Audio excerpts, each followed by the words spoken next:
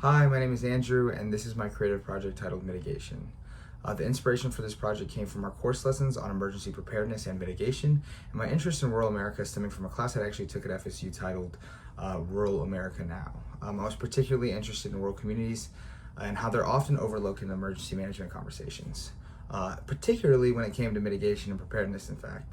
That inspired me to create a fictional mockumentary exploring a town in crisis due to water infrastructure failure. And in the video, I use satire and documentary style storytelling to highlight systemic failures and the human cost of poor governance.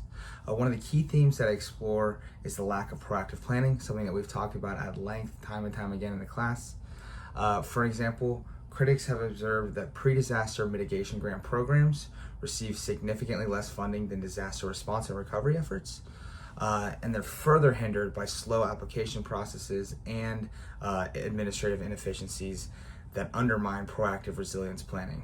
The Pew Charitable Trust establishes that natural disaster mitigation spending is not comprehensively tracked.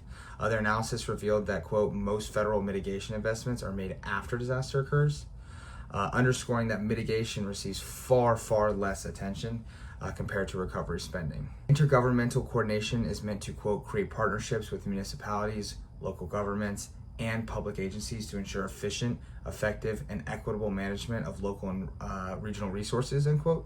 And that's stated by Pasco County. In my project, I actually noticed that the absence of these partnerships is so abundantly clear that the town's fragmented and inefficient response is just terrible, right? The isolation faced by the community reflects real-world conditions where rural and marginalized populations are frequently left behind without meaningful support or collaboration across agencies.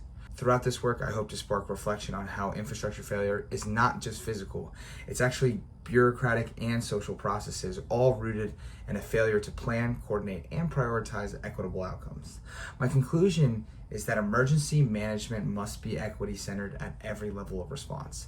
As emphasized in AMA's guide, quote, any organization that wants to improve equity must be prepared to fundamentally change the current system that is producing disparities, end quote.